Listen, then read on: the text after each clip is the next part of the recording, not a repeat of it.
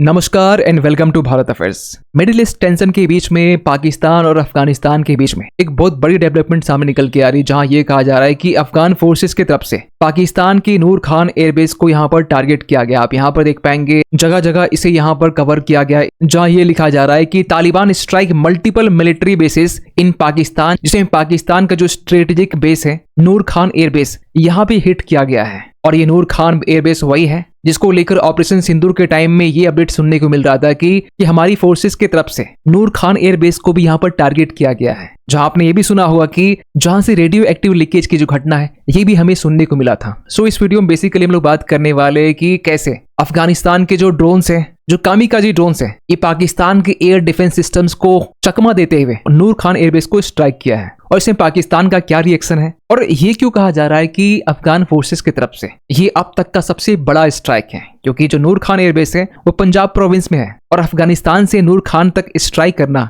ऐसा पहली बार देखने को मिल रहा है। सो बात करते शुरुआत से, तो कल रात से ये अपडेट सुनने को मिल रहा था कि जो अफगान एयर फोर्सेस है, यहाँ हमने अफगान एयर फोर्स कहा है, हमने यहाँ पर ना टीटीपी कहा है तहरीक तालिबान पाकिस्तान, ना यहाँ पर हमने तालिबान का यूज किया है, क्योंकि अब यहाँ पर अफगानिस्तान की जो फोर्सेस है और पाकिस्तान दोनों की फोर्सेस यहाँ पर आमने सामने है। जहाँ पहले टीटीपी की तरफ से पाकिस्तान के ऊपर में स्ट्राइक की जा रही थी, पाकिस्तान के ऊपर अटैक किए जा रहे थे, अब यहाँ पर directly state to state conflict देखने को मिल रहा है। तो कहा यह जा रहा है कि अफगान एयरफोर्स की तरफ से कोऑर्डिनेटेड स्ट्राइक को यहाँ पर अंजाम दिया गया है, जिसमें पाकिस्तान के मल्टीपल मिलिट्री टारगेट्स को हिट किया गया है। इवन कि इसको लेकर अफगानिस्तान की जो मिनिस्ट्री ऑफ डिफेंस है इनकी तरफ से भी अपडेट दिया गया है कि हमने यहाँ पर नूर खान एयरबेस जो कि रावलपिंडी में है यहाँ हमने हिट किया है, इसके साथ साथ क्वेटा को भी हमने हिट किया है और कुछ विजुअल्स भी यहाँ पर शेयर किए गए। आप यहाँ पर देख पाएंगे जो नूर खान एयरबेस है और एक इमेज यहाँ पर हिट करने की बात की है। और अफगानिस्तान की डिफेंस मिनिस्ट्री की तरफ से यह भी कहा गया है कि ये जो ऑपरेशन है ये प्रिसाइजली और कोऑर्डिनेटेड तरीके से यहाँ पर किया गया है, जिसमें अफगान फोर्सेस की तरफ से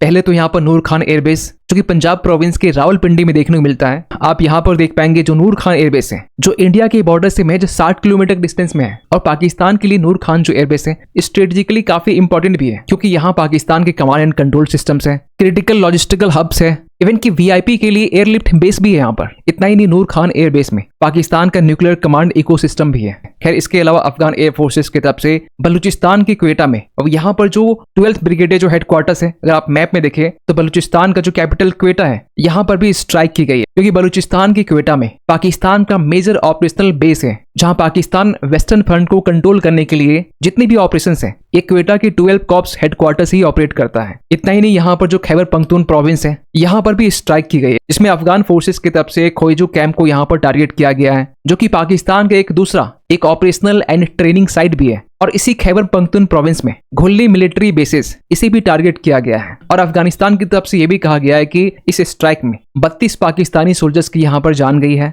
और काफी मिलिट्री पोस्ट को यहाँ पर कैप्चर भी किया गया है। लेकिन सवाल ये निकल के आता है कि अफगान फोर्सेस की तरफ से नूर खान एयरबेस को यहाँ पर क्यों सिलेक्ट किया गया। पहली बात तो यहाँ पर यह कि जो नूर खान एयरबेस है ये पाकिस्तान के लिए स्ट्रेटेजिकली काफी इंपॉर्टेंट है और पाकिस्तान की तरफ से आज से कुछ दिन पहले ओपन वॉर को यहाँ पर डिक्लेयर किया गया था। और इसके बाद पाकिस्तान की तरफ से लगातार ये क्लेम किए जा रहे हैं कि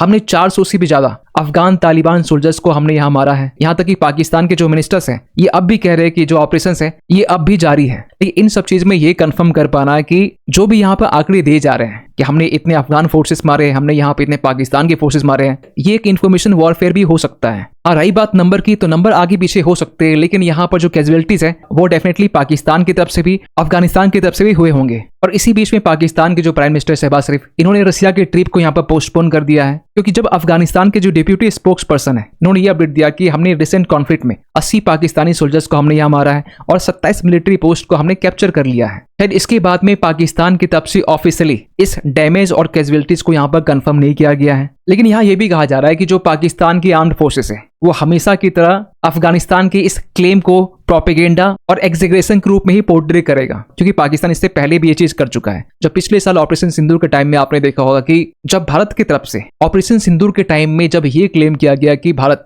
11 टेररिस्ट ठिकानों को यहाँ पर हिट किया है, इसके बाद जब पाकिस्तान रिटेलिएट करता है तो हमने भी यहाँ पर रिस्पॉन्स किया और इस रिस्पॉन्स में 11 एयरबेस पाकिस्तान के हमने यहाँ पर डैमेज भी किए और उसी में पाकिस्तान का नूर खान एयरबेस भी था। इमेज भी जिसको लेकर कुछ टाइम के बाद में सैटेलाइट इमेजेस भी जारी की गई, जिसमें ये चीजें क्लियर भी की गई कि कैसे भारत की तरफ से पाकिस्तान के एयरबेस को डैमेज किया गया है, पाकिस्तान के जो हंगर थे उन्हें भी डैमेज पहुंचाया गया है यहाँ तक कि नूर खान एयरबेस, जिसे चकलाला एयरबेस भी कहते हैं, इसको लेकर ये भी अपडेट आया कि इजिप्ट के जो प्लेन है ये पहले चाइना जाते हैं और चाइना से ये पाकिस्तान एंटर करता है, और उसी टाइम में यूएस के जो C-130 जो प्लेन है, जो साइज में सबसे बड़ा प्लेन माना जाता है, ये भी उस टाइम में पाकिस्तान में लैंड होता है। इवन कि इजिप्ट अपने प्लेन में बोरोन के साथ में पाकिस्तान में लैंड हुआ था, क्योंकि बोरोन जो है ये रेडियो एक्टिव लीकेज को एब्जॉर्ब कर सकता है। लेकिन पाकिस्तान ने कभी भी ये बात खुलकर नहीं कहा कि हमारी नूर खान एयरबेस को टारगेट किया गया है। इवन कि पाकिस्तान ये मानता ही नहीं कि पाकिस्तान के काफी एयरबेस भारत ने डिस्ट्रॉय किए हैं। तो सेम चीजें हमें अफगानिस्तान के केस में भी देखने को मिल सकता है। लेकिन कहीं न कहीं ये पाकिस्तान के लिए सबसे बड़ा झटका है, क्योंकि इससे पाकिस्तान का जो एयर डिफेंस सिस्टम्स है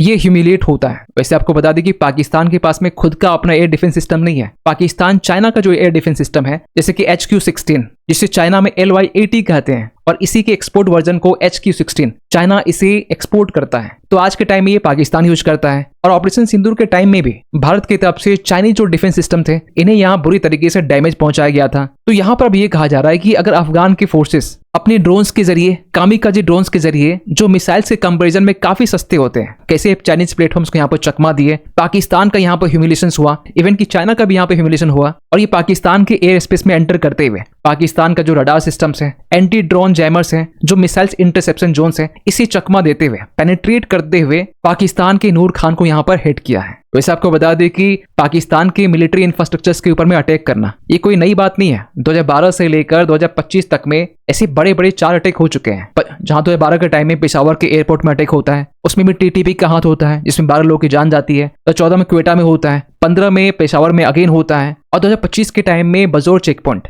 यहाँ पर भी अटैक की जाती है TTP की तरफ से। और पाकिस्तान में ये चीजें हमें तब देखने को मिल रहा है जब मिडिल ईस्ट में टेंशन बढ़ा हुआ है, जहां ईरान के सुप्रीम लीडर अली खामनी की डेथ के बाद में जो प्रोटेस्ट है वो पाकिस्तान में भी देखने को मिल रहा है। और कल हमने इसको लेकर वीडियो बनाया, जहां पाकिस्तान के जो शिया मुस्लिम्स हैं इनकी तरफ से प्रोटेस्ट की जा रही है, और कैसे ये यूएस कॉन्सुलेट्स में एंटर कर जाते हैं। इतना ही नहीं, अगर पाकिस्तान के स्टॉक एक्सचेंज की बात करें, पाकिस्तान का जो KSE है, कराची स्टॉक एक्सचेंज, ये यूएस ईरान वॉर और अफगानिस्तान पाकिस्तान टेंशन को लेकर हाल ही में ये 10% तक ये क्रैश हो चुका है। इवन की जो KSE 30 है ये भी 9.8% तक ये क्रैश हो चुका है। और वैसे भी पाकिस्तान की जो आज के टाइम में हालत है वो काफी खस्ता है। पाकिस्तान के ऊपर जो कर्ज है वो 238 बिलियन डॉलर के आसपास में है। महंगाई काफी ज्यादा है। लेकिन पाकिस्तान अफगानिस्तान के बीच जो कॉन्फ्लिक्ट है, कहा यह जा रहा है कि ये अब न्यू फेज में एंटर हो चुका है, और इसका हमें एक रीजनल सिक्योरिटी इम्प्लीकेशन देखने को मिलेगा। क्योंकि अब तक पाकिस्तान वर्सेस जो TTP है इनके बीच में हमें कॉन्फ्लिक्ट देखने को मिल रहा था, जहां TTP सडनली आते हैं, पाकिस्तान के ऊपर में अटैक करते हैं, और एज ए सेफ हेवन की तरह अफगानिस्तान में चले जाते हैं। लेकिन अब यहाँ पर डायरेक्टली अफगान के जो फोर्सेस है,